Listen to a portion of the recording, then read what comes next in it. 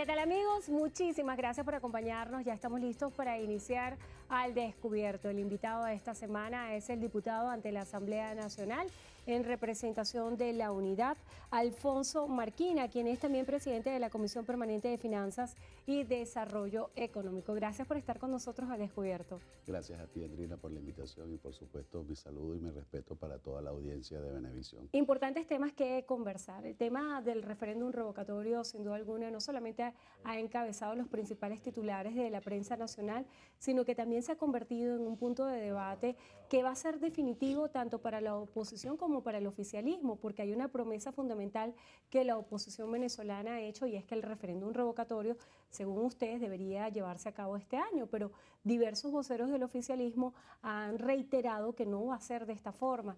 En esta semana hubo muchísima movilización de las rectoras, quienes se pronunciaron. También el rector Rondón hizo un pronunciamiento. Fueron bastantes mediáticos y con posturas encontradas. A ciencia cierta, hoy no se sabe si se va a llevar a cabo el referéndum. ¿Qué piensa usted? Bueno, lo primero es que cuando uno hace afirmaciones lo hace basado en la norma constitucional y en el propio reglamento que el Consejo Nacional Electoral se aprobó él mismo en el año 2007. Ahí se establecen cuáles son los lapsos, cuáles son los procedimientos. Cuando tú sumas todos esos tiempos te da aproximadamente 206 días. Al calcularlo tú desde el momento que se hizo oficial la solicitud, estamos hablando que los tiempos para el referéndum revocatorio estarían entre el 15 de octubre a más tardar el 6 de noviembre. Es decir, nosotros no estamos inventando, nosotros no estamos tratando de obstaculizar ni de imponer nada que no sea un derecho constitucional. Nosotros lo que estamos en todo caso es defendiendo el derecho que tienen los venezolanos de poder revocar a un gobierno cuando éste no lo ha cumplido. Y en el caso del gobierno de Nicolás Maduro, estamos en presencia del peor gobierno que hayamos tenido en toda la historia republicana, que ha llevado a Venezuela a una crisis en materia de salud ya calificada como crisis humanitaria, en materia de alimentación, los niveles de escasez son sencillamente dramáticos. En el tema de la inseguridad, bueno, es una tragedia lo que vive Venezuela. Así que es necesario que los venezolanos podamos resolver esta crisis y lo vamos a resolver por la vía democrática, por la vía pacífica, ejerciendo derechos constitucionales. El Consejo Nacional Electoral existe para facilitar el ejercicio de estos derechos, existe para facilitar la participación ciudadana y no para tratar de poner obstáculos o ser obstruccionista en el ejercicio de los derechos de los venezolanos. Ahora, lamentablemente hemos visto conductas de algunos rectores que dejan mucho de qué desear de lo que es su obligación. Y por eso nuestra invitación es para que el pueblo de Venezuela permanentemente en la calle, pero de manera cívica, de manera democrática, haga valer los derechos que están establecidos en la Constitución. Diputado, distintas matrices de opinión que interpretan todos los señalamientos que recaen sobre el ente electoral dicen que de alguna forma la oposición respeta al Consejo Nacional Electoral cuando los resultados les son favorables, pero cuando de alguna manera les son adversos, cuestionan la veracidad, la transparencia de los procesos que se llevan a cabo. ¿Cuál es hoy la opinión que tiene la Asamblea Nacional en torno al CNE? Mira, yo creo que eso no es así, no es del todo cierto. Nosotros incluso hasta cuando los resultados han sido favorables, hemos tenido que afirmar ante el país que esos resultados se obtienen a pesar del Consejo Nacional Electoral. Por ejemplo, el triunfo electoral más contundente que se haya conocido en toda la historia democrática de este país fue el del 6 de diciembre en las elecciones parlamentarias. Y ahí vimos los excesos por parte del gobierno nacional, el uso de las cadenas, el uso de recursos públicos, la parcialidad permanente del Consejo Nacional Electoral. Nosotros incluso hemos asumido que cuando estamos como candidatos no estamos compitiendo contra el contendor del oficialismo, sino contra todo el Estado venezolano, contra los recursos públicos, contra los recursos de PDVSA. Hemos visto cómo se utilizan hasta las patrullas y las ambulancias el día de las elecciones para favorecer a un candidato, a los candidatos del oficialismo. Pero muy a pesar de eso, lo que sí es cierto, que con todos esos excesos, con todos esos abusos, con todo ese ventajismo, cuando un pueblo decide cambiar, cambia. Y ese cambio arrancó el 6 de diciembre, cuando más de las 2/3 partes del pueblo de Venezuela votó por ese cambio y que hoy está representado en la Asamblea Nacional. ¿Por qué tan vital que se realice el referéndum revocatorio este año? ¿Qué es lo que está en juego? ¿De qué se trata? ¿Por qué la insistencia de que tiene que ser en este año el referéndum revocatorio? Porque se ha hablado de una especie de carrera por parte del Ejecutivo Nacional para ganar tiempo y hay una presión continua por parte de la oposición señalando que sí se cumplen los lapsos. ¿Por qué se debería hacer este año? Porque yo creo que la crisis que hoy está padeciendo el pueblo de Venezuela es inaguantable.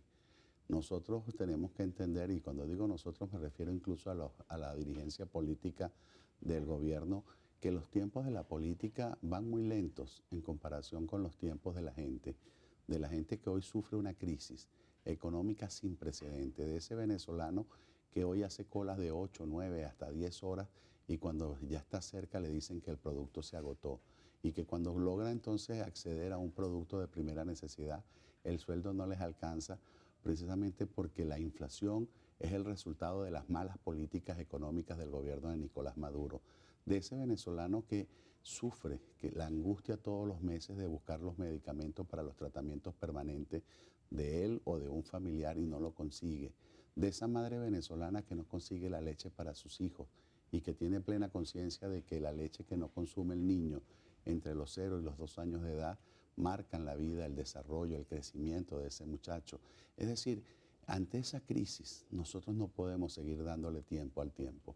Nosotros llegamos a la Asamblea Nacional con un compromiso de cambio, que es un mandato que nos dio el pueblo, y empezamos a legislar para que ese cambio se materializara. Lamentablemente el gobierno desde el 23 de enero le montó una emboscada a la democracia venezolana, designó una especie de magistrados por encargo con la intención de torpedear la gestión de la Asamblea Nacional, que es otra cosa, que no es otra cosa, perdón, que desconocer la voluntad popular para que ese cambio no se materializara. Por eso hoy hay una conciencia plena de los venezolanos que ya que el gobierno no tiene voluntad ni disposición a cambiar, no nos queda otra opción que cambiar al gobierno. Por eso el revocatorio debe ir este año para que sean los venezolanos quienes decidan cuál es el futuro de nuestro país. Ha mencionado varias veces la palabra cambio. Yo quisiera que usted nos dijera, desde que se instaló la nueva Asamblea Nacional, ¿qué cambió para los venezolanos? Porque el argumento de muchos voceros del oficialismo es decir que hubo una oferta engañosa por todos los candidatos que obtuvieron los curules en el Parlamento cuando le dijeron a los electores que la cola del 6 de diciembre iba a ser la última cola que iban a hacer.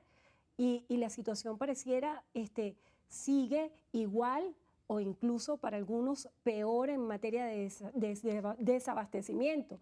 Entonces, ¿qué le dice usted a esos venezolanos que votaron por el cambio?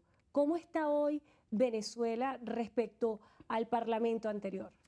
Bueno, si es compararlo con el Parlamento anterior, yo creo que lo primero que tenemos que reconocer es que aquello no era un parlamento donde no se legislaba, sino que se llevaban era acuerdos para conmemorar el natalicio del Che Guevara, un parlamento donde no se controlaba, sino que se actuaba como un celestino permanente de la corrupción administrativa que ha imperado en Venezuela en los últimos años, y un parlamento donde no servía ni siquiera de tribuna para los grandes debates nacionales, no puede ser considerado un parlamento. Hoy día los venezolanos tienen un parlamento que ha empezado a legislar a pesar de esa emboscada jurídica que entre el Poder Ejecutivo y la Sala Inconstitucional han puesto para tratar de anular cualquiera de estas leyes que vengan a resolverles los problemas a la gente, quizás con el temor que pueda tener el gobierno de que los venezolanos no sigan generando esa comparación, ese contraste entre un gobierno incapaz, ineficiente y corrupto como el de Nicolás Maduro y un parlamento que se preocupa por los problemas de la gente y le busca las soluciones. Por ejemplo, la primera ley que se aprobó en el Parlamento Nacional fue la ley que reformaba la ley del Banco Central. ¿Con qué intención? Con la intención de abatir la inflación. La inflación en Venezuela tiene una de sus principales causas, es esa irresponsabilidad del financiamiento monetario de este gobierno, es decir, de darse presupuestos deficitarios que luego con la emisión de dinero inorgánico pretenden ir cubriendo. Pero y no la se figura dan de cuenta, créditos adicionales por parte del Parlamento. precisamente porque son presupuestos deficitarios, dan créditos adicionales, pero resulta que la pregunta es ¿de dónde salen esos bolívares? Esos bolívares salen precisamente del financiamiento monetario por parte del Banco Central. Usted está en la Comisión de Finanzas. Hay muchos temas que hablar y sobre todo el enfoque y esa coletilla que tiene esa Comisión de Desarrollo Económico en función a la puesta en marcha de los motores que el presidente ha anunciado como la respuesta para superar la crisis económica. Yo quisiera que en la próxima parte habláramos cuál es el papel que están jugando los diputados ante el Parlamento para la activación del aparato económico, porque se les ha acusado en reiteradas ocasiones de intentar sabotear la activación de los llamados motores. Con gusto Vamos a hacer una pausa y continuamos al descubierto. Estamos conversando con el diputado ante la Asamblea Nacional, Alfonso Marquina.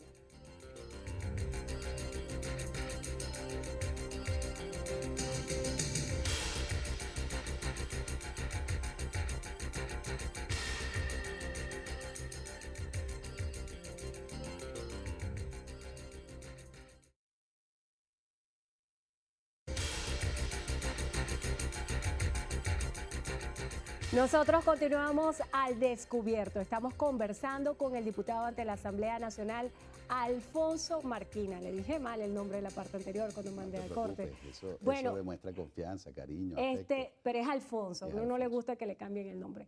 En la parte anterior hablábamos acerca del rol que cumplen los diputados.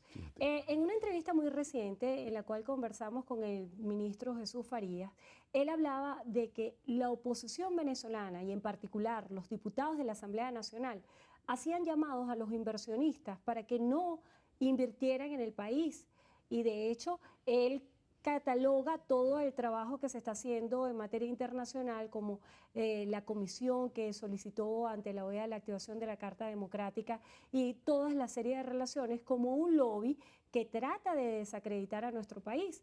Recientemente, en su postura de embajador, Andrés Izarra también decía que Venezuela estaba tratando de ser incluida en una lista negra.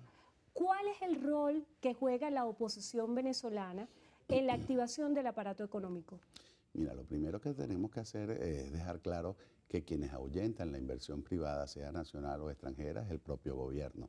Un gobierno que liquidó la seguridad jurídica, que incluso tiene ahorita un decreto de emergencia económica en el cual dice vamos a promover la inversión, pero en el siguiente aparte te dice el Estado venezolano en cualquier momento podrá requerir, ocupar, invadir, confiscar, cualquier término que tú quieras usar, pero que no es otra cosa que quitarle la posibilidad al sector privado de que siga produciendo. Bueno, sencillamente lo que le estás diciendo es no vengan, no inviertan.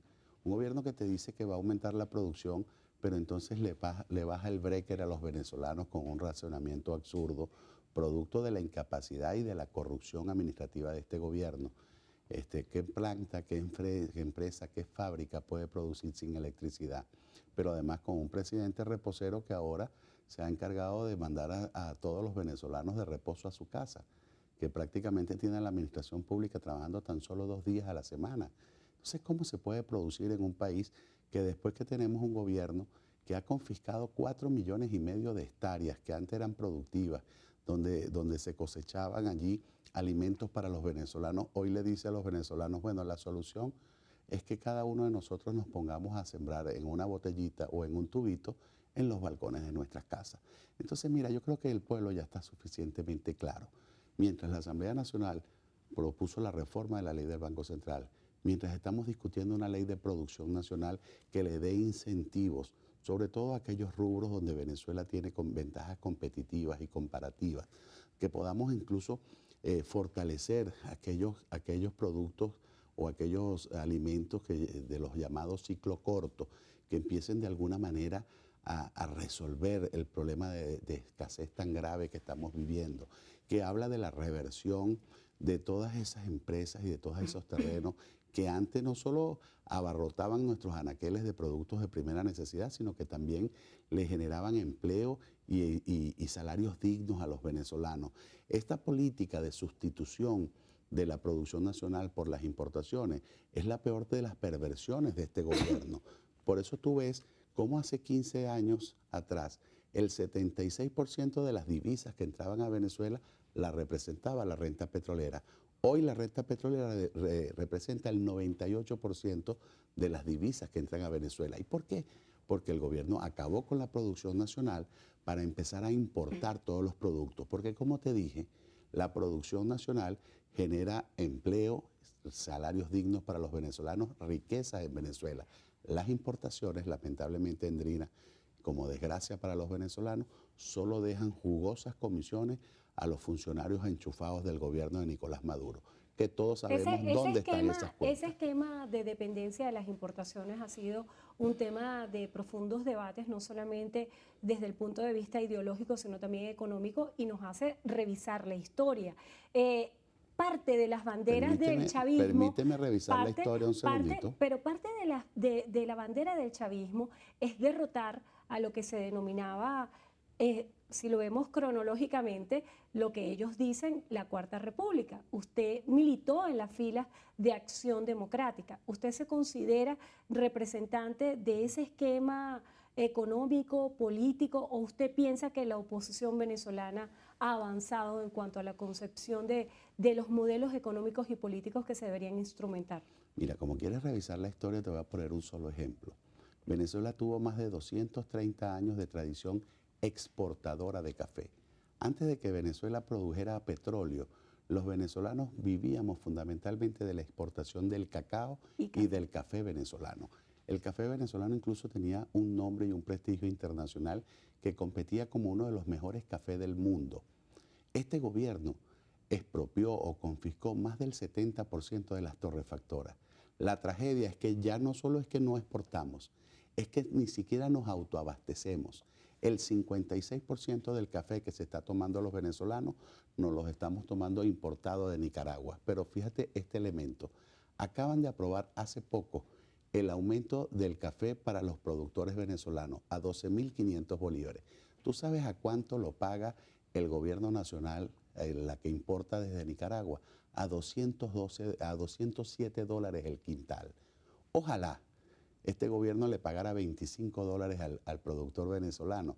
Nos estaríamos ahorrando más de 170 dólares por cada quintal, pero además estaríamos estimulando la producción nacional. Entonces, lo que tú ves allí es un sobreprecio desproporcionado para que las comisiones le queden a los funcionarios del gobierno y, por otro lado, un precio subestimado para que el productor venezolano no pueda producir, porque nadie puede producir para pérdida, Endrina. Y eso es lo que tiene que entender este gobierno, así como yo los veo a veces defender con vehemencia en el mercado internacional los precios del petróleo venezolano. Ahí no le aplican ellos la tesis esa del precio justo, sino al contrario, buscan que cada vez el precio sea más elevado. ¿Cómo es entonces que puede un funcionario con una discrecionalidad que lo lleva a la arbitrariedad y a la irracionalidad con la intención de liquidar, de quebrar la industria nacional, pretender que él es el que puede decidir de manera unilateral cuál es el valor del trabajo y del esfuerzo de cada uno de nosotros? Usted ha dado con varios elementos. Ha hablado de la política en relación a comparar el costo en bolívares versus el dólar.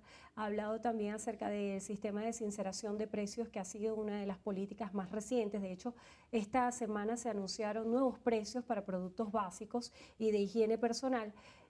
Había una promesa por parte del diputado de Primero Justicia, Tomás Guanipa, que planteaba la necesidad de dolarizar la economía. Usted está en la Comisión de Finanzas. ¿Usted considera que esto pudiera ser una respuesta? Mira, yo creo que lo primero que tenemos que estar claro es que si de hoy los venezolanos estamos pagando prácticamente todos los productos al dólar, porque tenemos una economía dolarizada donde más del 70% de lo que se consume es importado y lo que no es importado entonces tiene un altísimo componente importado, no podemos seguir teniendo unos sueldos subestimados a un dólar que no existe.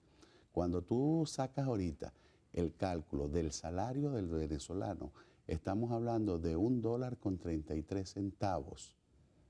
O sea, eso es algo que es impensable que en cualquier parte del mundo, ni siquiera en América Latina. Tú te vas a países de América Latina, te consigues con salarios de $350, de $320. Países muy pobres, el salario mínimo es de $250, de $260. Aquí no pueden seguir los venezolanos trabajando por $1.33.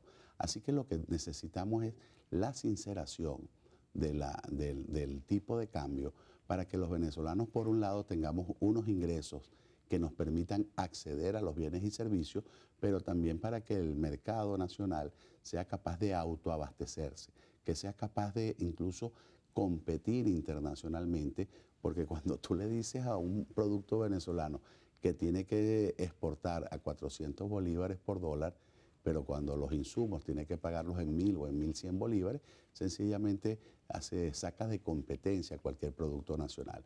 Así que hay que acabar con todas estas distorsiones económicas que deliberadamente ha venido promoviendo este gobierno para quebrar la economía, no entendiendo que cuando se quiebra una empresa o se cierra una empresa venezolana, el capital no tiene patria, se va para otro lado a producir.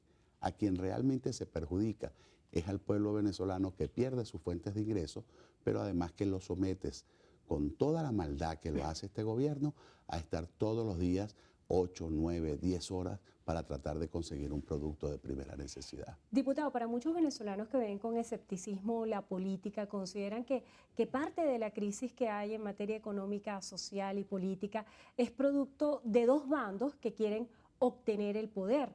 En este sentido, ¿qué trabajo está haciendo la Asamblea Nacional para conectarse con las realidades que tienen los venezolanos y buscar respuestas desde el punto de vista legislativo que se puedan traducir en soluciones concretas a lo cotidiano?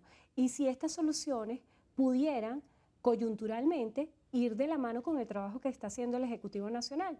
Yo quisiera que de esto habláramos en la próxima parte y si existe una intención genuina de que haya cooperación entre los dos poderes para beneficio de los ciudadanos. Vamos a hacer una breve pausa y continuamos al descubierto.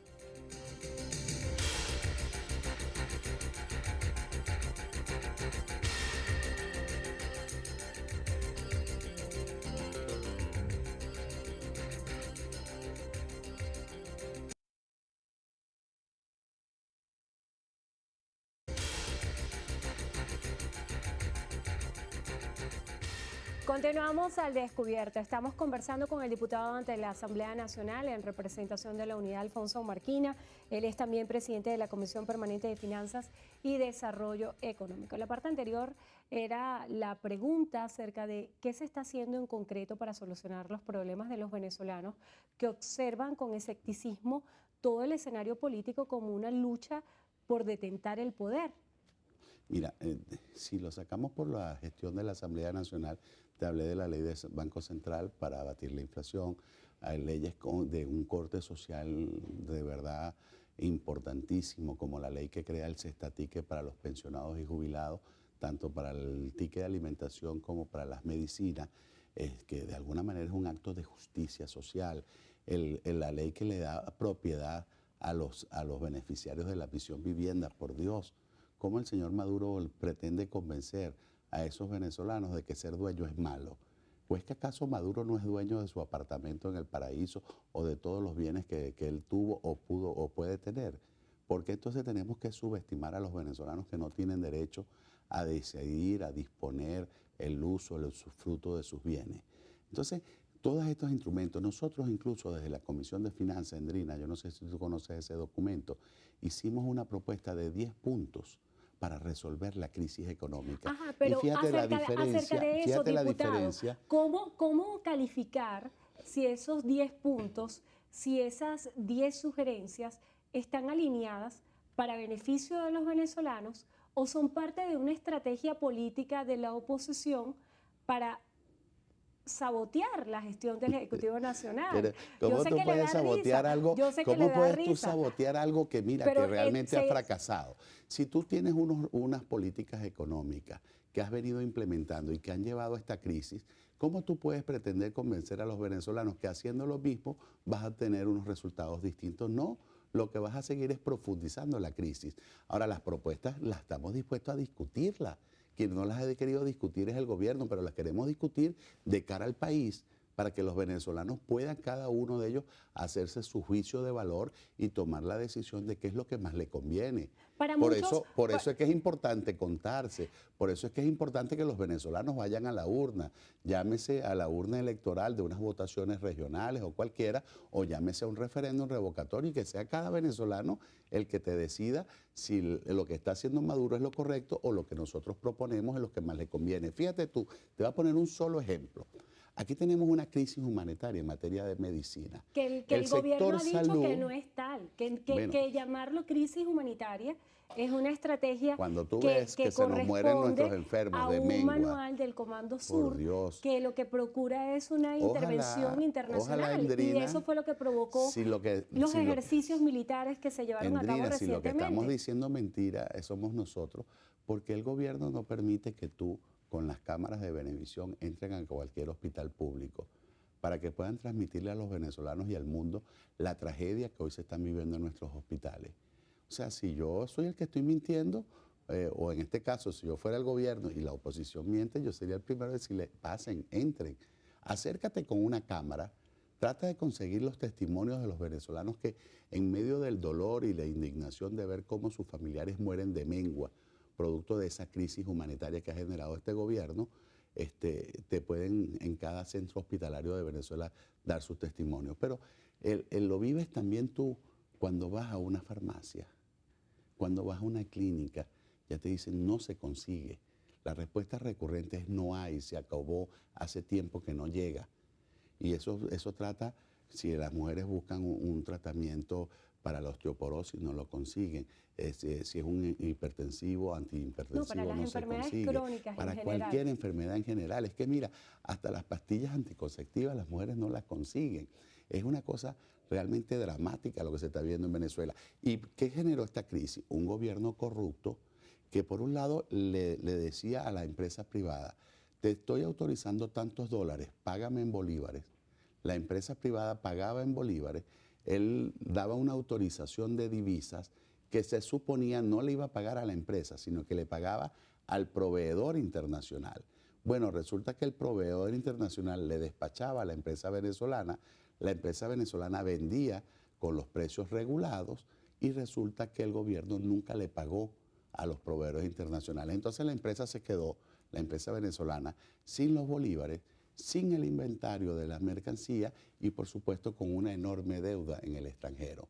Bueno, el gobierno que dice que quiere reactivar todos los motores, como es que lo llaman ellos, acaba de decir que se le debe 6.200 millones de dólares a la empresa privada en el sector salud y que la solución no es pagarles a ellos, sino hacer un convenio con Cuba.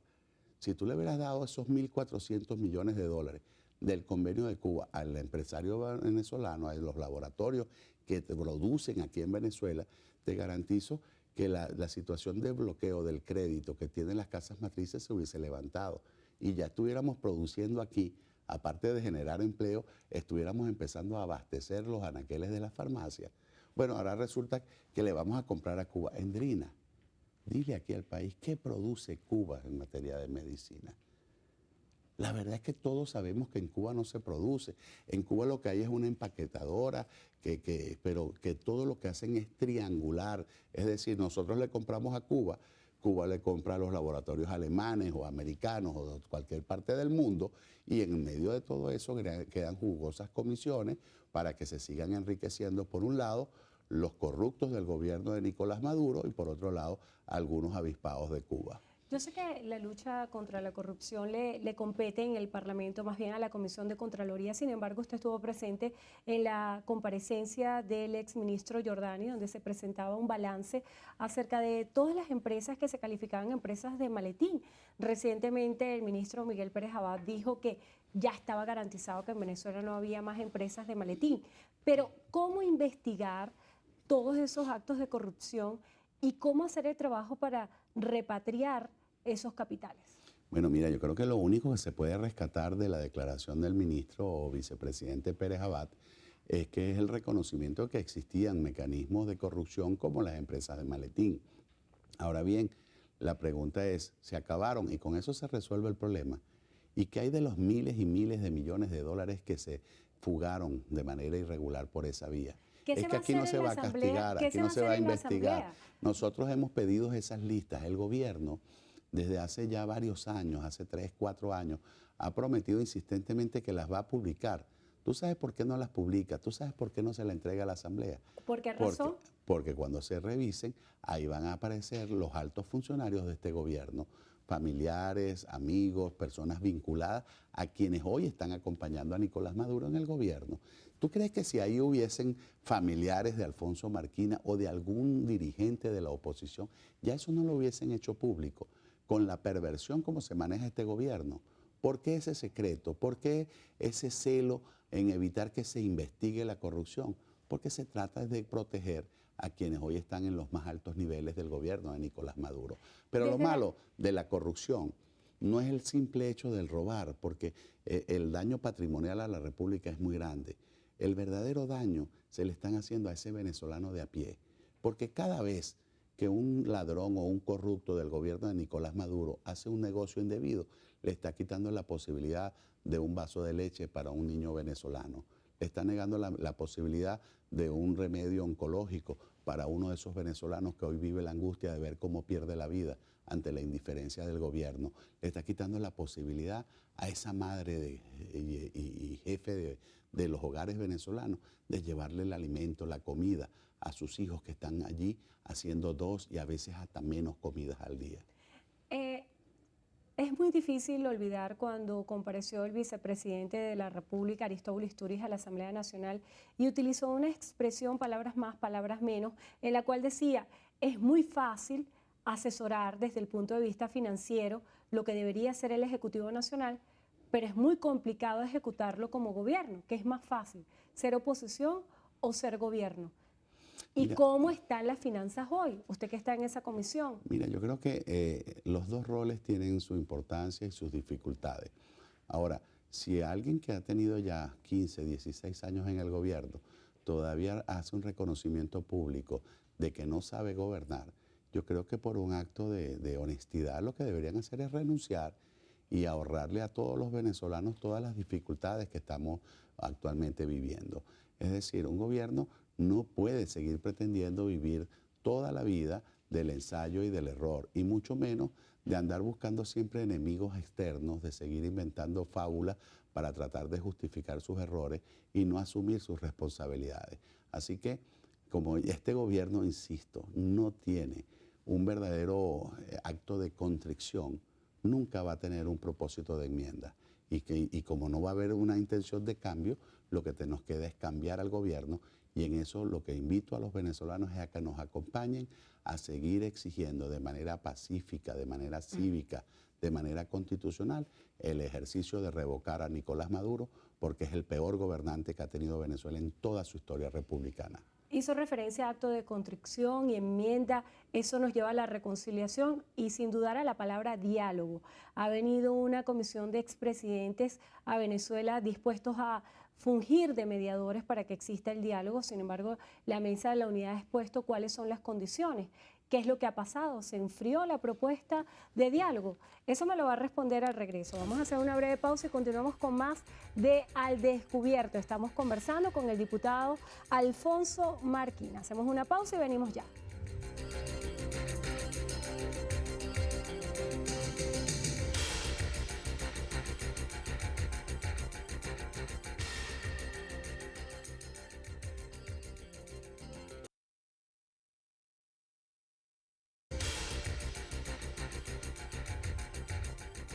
Continuamos al descubierto. Estamos conversando con el diputado ante la Asamblea Nacional en representación de la Unidad, Alfonso Marquina, quien es también presidente de la Comisión Permanente de Finanzas y Desarrollo Económico. En la parte anterior quedaba en el aire su respuesta acerca del diálogo. ¿Existe una verdadera disposición de diálogo? Han venido figuras que son expresidentes tanto de España, República Dominicana, Panamá, quienes han tenido encuentros no solamente con ustedes, sino con el Ejecutivo Nacional, y desde esa comisión de UNASUR se ha planteado la posibilidad de abrir un camino de diálogo. ¿Existe verdaderamente una disposición de diálogo? Bueno, mira, lo primero es que yo creo que todas las opiniones en el concierto internacional apuntan a la necesidad de un diálogo. Desde el Papa Francisco ha hablado de la necesidad de que los venezolanos nos sentemos a dialogar y buscar las soluciones a los problemas que hoy nos agobian a todos. Hemos visto, como tú acabas de señalar, UNASUR, países, ayer vi al presidente colombiano, a la canciller de Uruguay, al de Brasil, es decir, todo el concierto de naciones apuestan al diálogo como la solución, aparte de los problemas de los venezolanos. Nosotros desde la Mesa de la Unidad, como demócratas de formación, de convicción, nunca nos vamos a cerrar a la posibilidad de un diálogo, pero siempre hemos insistido, el diálogo tiene que ser un diálogo abierto, franco, donde la agenda para la discusión sea la resolución de los problemas de la gente.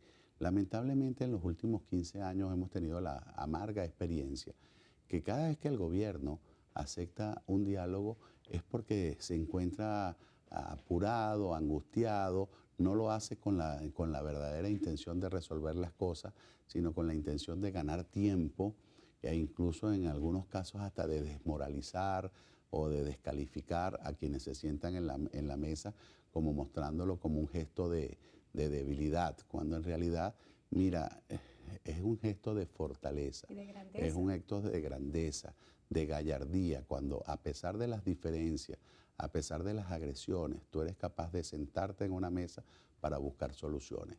Eso es lo que en definitiva nos diferencia a nosotros del actual gobierno, y nosotros tenemos que seguir todos los días demostrándole no solo a los venezolanos, sino al mundo, que no solo somos distintos a quienes hoy gobiernan al país, sino que somos mejores. Y el diálogo, dentro de los parámetros del respeto y del reconocimiento, tiene que ser no la excepción, tiene que ser la regla permanente en una democracia venezolana, en la democracia venezolana y en la democracia de cualquier parte del mundo. ¿Qué hace falta para que el diálogo sea efectivo y en realidad productivo, con un conjunto de desarrollos y acuerdos? ¿Por dónde debería comenzar? Por imponernos una agenda que tiene que ver con, que debe estar enmarcada dentro del gran pacto social. El gran pacto social es la Constitución, es el rescatar y hacer valer los derechos de los venezolanos, no solo los derechos políticos como el referéndum revocatorio, sino también los derechos sociales, los derechos económicos. Y yo lo he dicho insistentemente, desde la Comisión de Finanzas hemos venido invitando a los representantes del área económica del gobierno para dialogar, para discutir, para buscar fórmulas consensuadas que permitan superar la crisis. Y así como lo hemos hecho en la Comisión de Finanzas, se ha hecho en la Asamblea Nacional y lo vamos a hacer en cualquier escenario. Eso no significa, Andrina, que si yo me siento a conversar contigo, es que estoy entregando mis principios y mis valores. Al contrario, cuando yo me siento en una mesa de diálogo es porque tengo plena confianza en esos principios, en esos valores, que tengo argumentos para defenderlo y lo que voy a buscar es de tratar de persuadir, de convencer al que está del otro lado de la mesa de que las fórmulas que nosotros enarbolamos, que nosotros defendemos, son las más convenientes para el pueblo de Venezuela. Eso debe hacerse con testigos internacionales, con personas que garanticen que ese diálogo sea productivo. Tiene que ser en unos términos muy perentorios porque, como te lo dije, los tiempos del pueblo de Venezuela van muy rápido, mucho más rápido que los tiempos de la política. Y nosotros no queremos una salida violenta, mucho menos una salida militar. Aquí nos acusan a nosotros de golpistas, de que estamos planteando un golpe de Estado, un golpe una militar, intervención internacional. Por Dios, mira, aquí quienes pueden dar golpes de Estado son los que tienen las armas. Y nosotros hemos insistido siempre en que el mejor gobierno militar que pueda tener Venezuela es la tragedia de gobierno que tenemos actualmente.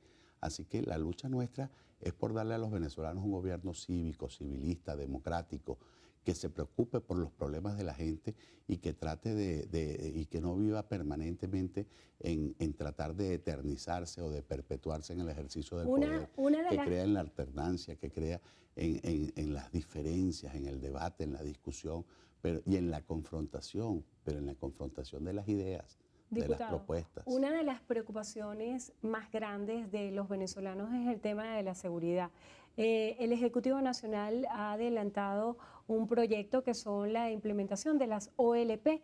Distintos voceros de la oposición venezolana han rechazado ciertas prácticas, pero muchos ciudadanos se cuestionan acerca de cómo avanzar en materia de seguridad si no se instrumentan planes? ¿Qué plan se debería hacer en este sentido? Mira, no puede ser solo planes de represión que se han venido implementando de manera desorganizada, donde efectivamente se puede haber abatido o se puede haber detenido a algún delincuente, sino que también terminan siendo víctimas muchas veces venezolanos inocentes que o estaban en el momento y en el lugar menos indicado y terminaron siendo ellos las víctimas.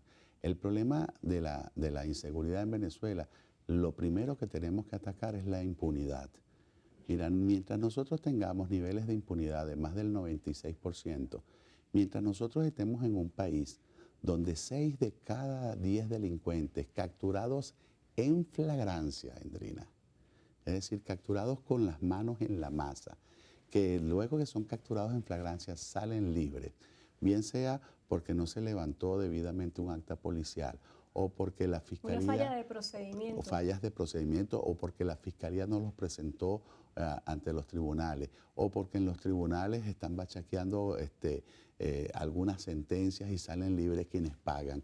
O sencillamente cuando por fin se condena a alguien, llega la ministra de régimen penitenciario con la intención de desahogar las cárceles venezolanas y pone en libertad a todo el mundo sin que haya un proceso de reeducación y de reinserción en la sociedad.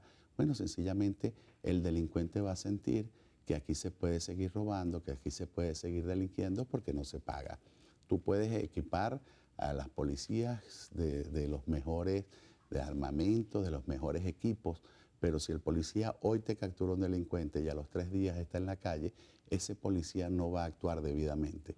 Porque además, cuando captura a un delincuente y a los 3 días sale, ese policía tiene un enemigo en la calle y es un enemigo que puede atentar, como en efecto han venido atentando contra su integridad física o contra la de su familia. Así que para mí la clave en este momento es acabar con la impunidad y para eso tenemos que tener una fiscalía que lejos de ser el abogado defensor del gobierno sea el garante de los derechos humanos, que lejos de tener un Tribunal Supremo de Justicia que sean dirigidos por unos magistrados por encargo, que lo que hacen es servir como una especie de gendarmes políticos del régimen y no se dedican realmente a hacer justicia en Venezuela, no vamos a resolver el problema de la inseguridad que hoy ha enlutado a miles y miles de familias venezolanas. Bueno, se nos agotó el tiempo. Muchísimas gracias por estar con nosotros al Marina. descubierto. Diputado Alfonso Marquina, diputado ante la Asamblea Nacional en representación de la Unidad, presidente de la Comisión Permanente de Finanzas y Desarrollo Económico. Gracias por estar con nosotros al descubierto. Un placer. Y gracias a ustedes también por habernos acompañado. Será hasta la próxima.